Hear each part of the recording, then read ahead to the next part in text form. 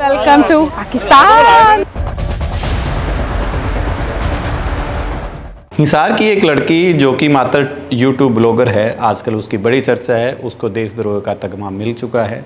लोग कह रहे हैं कि उसने देश के साथ द्रोह किया और इस वजह से वो, क्योंकि उसको पाकिस्तान की जासूस के तौर पर देखा जा रहा है। इस मुद्दे पर आज मैं प्रेस कॉन्फ्रेंस सुन रहा था हिसार के एसपी की। शशांक कुमार सावंत उस मुद्दे पर बड़ी जानकारी दे रहे थे। जिस प्रकार की उसने जानकारी दी तो उससे साफ तौर पर यह लगता है कि उस लड़की के द्वारा अज्ञानता में और दूसरा लालच में देश के खिलाफ एक ऐसा बड़ा काम कर दिया कि देश को बड़ा नुकसान हुआ है, जिसकी वजह से पुलिस ने उसको उठा लिया है। आखिर उसने देश को किस प्रकार का नुकसान पहुंचाया और मैं उसके अज्ञानता की बात क्यों कर रहा हूं, और इस प्रकार के बहुत सारे जो लोग हैं वो किस प्रकार अज्ञानता में दुश्मन का साथ दे देते हैं, उन सारी चीज़ों पर मैं बात करने वाला हूँ। नमस्कार, मैं हूँ सत्यदेव शर्मा और आज आपका सत्य खबर पर स्वागत है। दोस्तों, जब से ये मुद्दा चला तो एक पक्ष ये भी कहता है कि एक ही लड़की, साधारण सी लड़की किस प्रकार से नुकसान कर सकती है। कोई भी साधारण सा आदमी भी अपनी अज्ञानता में देश का एक बड़ा नुकसान कर सकता है। दरअसल इससे पहले अगर हम ज्योति मल्होत्रा की बात करें, वो पाकिस्तान गई, पाकिस्तान के लोगों से मिली, वो सारी चीज़ें नॉर्मल लगती थी और हम सारे लोग उनकी वीडियोस को देखते भी थे। तभी उसके लाखों फॉलोवर हैं, क्योंकि लोगों को लगता था कि ये लड़की तो मात्र पाकिस्तान में गई और वहाँ पे हमारे हिंदू जो स्थान हैं उनको दिखा रही है। वहाँ पे जब वो गुरुद्वारा गई तो वहाँ पर दिखा रही है, क्योंकि उसने दो ब्लॉग करे 2 बार जब वो गई। पहली बार वो करतारपुर कॉरिडोर के साथ गई, क्योंकि वहाँ पे एक सिख जो जत्था है उसके साथ गई। वहाँ के सिख मिनिस्टर से भी वो मिली, वहाँ के पंजाब की जो मुख्यमंत्री उससे भी वो मिली। उसको लग रहा था ज्योति को ये सब सामान्य है, क्योंकि मैं तो वहाँ पे गई और वहाँ पर जाके जो सिक्खी से जुड़ी हुई जो वहाँ के स्थान है उनको मैंने एक्सप्लोर किया। दूसरी बार जब गई तो वो वहाँ के मंदिर उनको वो एक्सप्लोर कर रही है। उसको कहीं पे भी ऐसा नहीं लग रहा था गलत कुछ कर रही हूँ, लेकिन जिस तरीके से उसने गलत किया वो सारी चीज़ कहीं ना कहीं देशद्रोह की श्रेणी में आती है।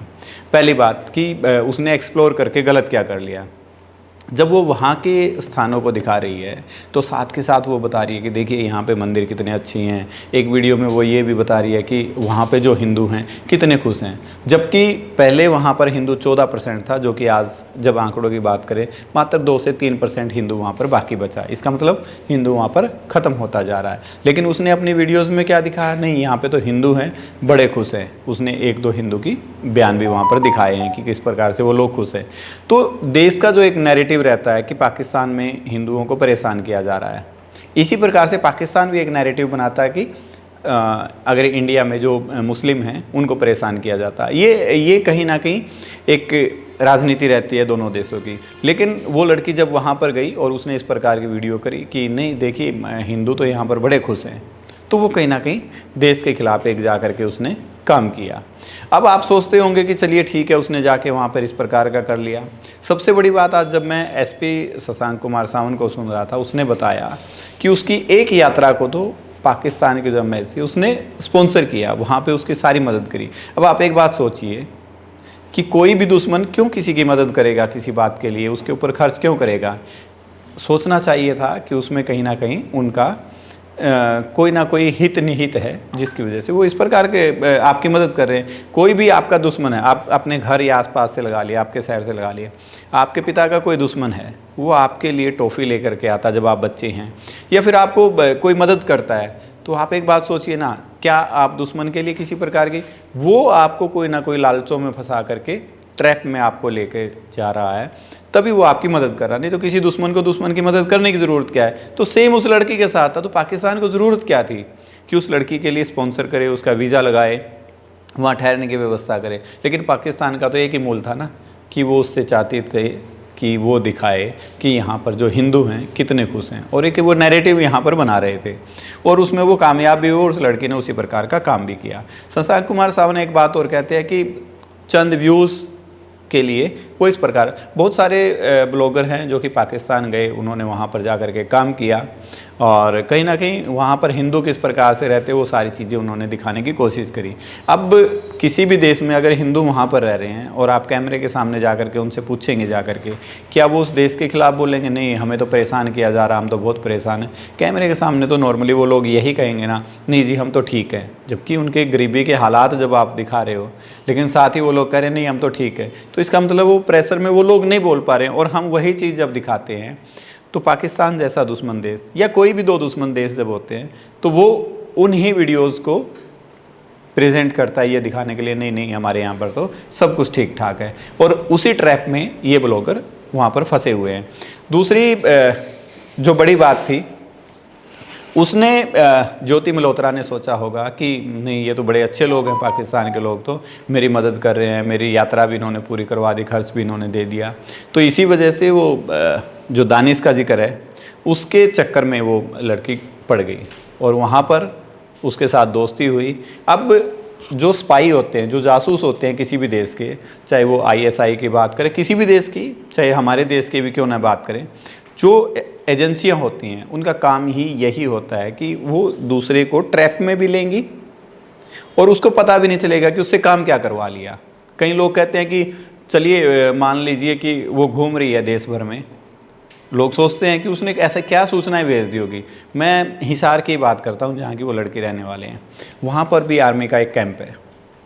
जब दो देशों के बीच में युद्ध छिड़ा तो वहाँ पे मूवमेंट क्या हुई, वहाँ से कितनी गाड़ियाँ निकल करके जा रही हैं, वहाँ पे गाड़ियों की मूवमेंट क्या है, इतनी सी जानकारी भी दुश्मन के लिए बड़ी होती है। छोटी छोटी जानकारियाँ जब आप कहीं पे जा रहे हैं, मान लीजिए देश में किसी भी बात को लेकर के टेंशन है, पाकिस्तान के लोग वहाँ बैठ करके यहाँ की जानकारी कैसे कलेक्ट करेंगे? अब आप खुद ही सोचिए, जब अभी युद्ध शुरू हुआ था तब वहाँ की जानकारियाँ आप कैसे ले रहे थे? वहाँ के यूट्यूब चैनल्स को आपने सर्च किया, वहाँ की बातों को आपने देखा। सेम यही काम इन लोगों से भी करवाया जा रहा था कि ये कहीं पर पे भी जा करके उस प्रकार की वीडियो कर रहे हैं जो कि उनको सूचना देने का काम कर रहे हैं। या उनके साथ दानिश की जैसे दोस्ती की बात थी तो दानिश उससे बहुत सारी जानकारियाँ ले सकता था और उस लड़की को पता भी नहीं चला होगा कि वो उससे क्या जानकारी दे रहे हैं। नॉर्मली जब हम कोई दो दोस्त होते हैं या आप किसी से फ़ोन पे बात कर रहे हैं तो आपसे अगर पूछ ले यार आपके शहर का हाल क्या है, आप बताएंगे यार बड़ी टेंशन है, यहाँ पे तो ऐसे ऐसे ये हुआ, हमारे यहाँ तो ये चल रहा। उनके लिए एक ईजी एक्सेस हो जाता ना दूसरे के लिए वो सारी चीज़ की जानकारी लेने का। ज्योति मल्होत्रा के साथ भी ऐसा ही हुआ कि जाने अनजाने में उससे बहुत सारी जानकारियाँ ली, मात्र कुछ चंद व्यूज़ के चक्कर में और एक लाइफस्टाइल के चक्कर में उसने देश के साथ ऐसा कर दिया जो कि उसको पता भी नहीं। क्योंकि मैं अभी उसके बाप को जब सुन रहा था, उनके बाप के बयान को, उसको लगता ही नहीं कि उसकी बेटी ने कुछ ऐसा गलत कर दिया। क्योंकि जब उसके बाप की उसकी बेटी से बात हुई, उस बेटी को भी लगता है, यानी कि ज्योति मल्होत्रा को भी लगता है कि मैंने कुछ गलत ही नहीं किया पापा, मैं आ जाऊँगी 2 दिन बाद। जबकि उसने उन लोगों के साथ संबंध रख करके, दुश्मन के साथ संबंध रख करके इस प्रकार के जो एक्टिविटीज़ करी वो सारी की सारी एक कहीं ना कहीं देशद्रोह की श्रेणी में आती है और जाने अनजाने में उससे देशद्रोह हुआ है। और अब हालांकि पुलिस जानकारी उनसे जुटा रही है। SP की अगर बात माने, अभी कुछ ज़्यादा सा ऐसा नहीं लगा है कि उसने जानबूझ करके ऐसा किया हो, लेकिन उसने जो कुछ किया वो एक बड़ा अपराध किया है। अब हालांकि अब आगे भी पुलिस के इस मामले में जानकारियाँ आएंगी, पुलिस उससे पूछ रही है कि उसने क्या क्या किया, उससे क्या क्या नुकसान हुए, वो सारी जानकारियाँ उससे ली जा रही है। दूसरी एक बात है कि SP ने अभी कहा कि वो चाइना को लेकर के भी कह रही थी कि मुझे चाइना का भी वीज़ा दो ताकि मैं चाइना में भी जा करके दिखाऊँ। जब आपके, फिर मैं कह रहा हूँ, जब आपके साथ किसी देश के साथ दुश्मनी है, चाहे वो दुश्मन आपका कितना भी अच्छा हो, आपके लिए वो है तो दुश्मनी ना। तो आप उसको अगर अच्छा बताएंगे तो आपके परिवार को तो बुरा ही लगेगा ना। सेम इनके साथ भी हो रहा है। जब वो चाइना की कहती है मैं चाइना जाऊँगी, चाइना जाएगी तो क्या चाइना की बुराई तो दिखाने से रही, जब उसकी कुछ अच्छाइयाँ दिखाएंगे तो देश का वो नुकसान कर रहे हैं। तो इस प्रकार के ट्रैप में वो फंसी। दूसरी एक बड़ी बात है, वो सिंपल से परिवार की एक लड़की, जिस प्रकार की लग्जरी लाइफ वो जी रही है, जिस प्रकार से वो अलग अलग देशों में जा रही है, तो ये तो परिवार को भी सोचना पड़ेगा ना कि आपका बच्चा इनकम सोर्स क्या है। क्योंकि एक यूट्यूब से आपका इतना बड़ा इनकम सोर्स नहीं हो सकता कि आप अलग अलग देशों में जा रहे हैं। जितने उसके फॉलोवर है, उसके फॉलोवर और उसके जो व्यूज़ हैं, उन व्यूज़ के आधार पर उसके लिए कतई मुमकिन नहीं है कि एक ही साथ वो 8 से 10 देशों की यात्रा कर ले। क्योंकि एक देश की यात्रा में बड़ा खर्च आता है, 2-2.5 लाख रुपए तो मरे से मरा, किसी भी सस्ते से भी देश में जाओगे तब भी खर्च आता है। वहाँ की वीडियो से आपको कितने मिल जाएंगे? 2000, 2500, 3000 रुपये। तब वो खर्च कहाँ से आ रहा है? तो जो आदमी आप पर खर्च कर रहा है तो आपको भी सोचना पड़ेगा। और ब्लॉगर की बात करें या लड़कियों की बात करें, किसी की भी, कि वो क्यों आप पे खर्च करेगा। कोई भी दूसरा आदमी आप पे किसी ना किसी लालच में खर्च करेगा। आपके लिए ज़रूरी है ये देखना कि वो लालच क्या है। खैर, अब हरियाणा से और पंजाब से कुल मिलाकर के 6 से 7 लोगों की जो गिरफ्तारी की बात आ रही है, कहानी सबकी लगभग सेम है। सब ने इसी प्रकार से सोशल मीडिया पे कुछ ना कुछ किया है और वो देशद्रोही बन गए हैं। तो दोस्तों, ज्योति मल्होत्रा का जो मामला है वो एक नसीहत है लोगों के लिए कि वो जाने अनजाने में कोई भी ऐसा कदम ना उठाए, या कहते हैं कि कच्चे लालच में ना जाएं। और उनको लगता है कि ये थोड़ा सा लालच उनकी ज़िंदगी, उनको ऐसो आराम दिख रहा है, वो ज़िंदगी भर के लिए उनकी नरक भी बन सकता है, अंधेरा भी बन सकता है। जो कुछ रोशनी उनको लगती है, कभी भी किसी से पैसा लेने से पहले, किसी की मदद लेने से पहले आपको सोच लेना चाहिए कि उसके पीछे उसका मोटिव क्या है। हाँ, मदद होती हैं, एक दूसरे के काम भी आते हैं, पर दुश्मन से आप जब मदद ले रहे हैं, जबकि आपको पता है कि ये दुश्मन देश का है, तो क्यों मदद कर रहा है? तो ये आपके लिए सोचने की बात है। खैर, अब ज्योति मल्होत्रा का क्या होता है ये आने वाली बात बताएगी, समय बताएगा। लेकिन एक उड़ने जैसी दिखने वाली लड़की, खुश हमेशा दिखने वाली वीडियोस में लड़की, अब उसकी ज़िंदगी मुझे लगता है कि अंधकार में चली जाएगी। तो ये आप सब के लिए भी एक नसीहत है कि आप सोच समझ करके कदम उठाएं। खैर दोस्तों, आपको ये जानकारी कैसी लगी कमेंट करके जरूर बताइएगा। धन्यवाद। सत्य खबर, सत्य, सटीक, बेबाक।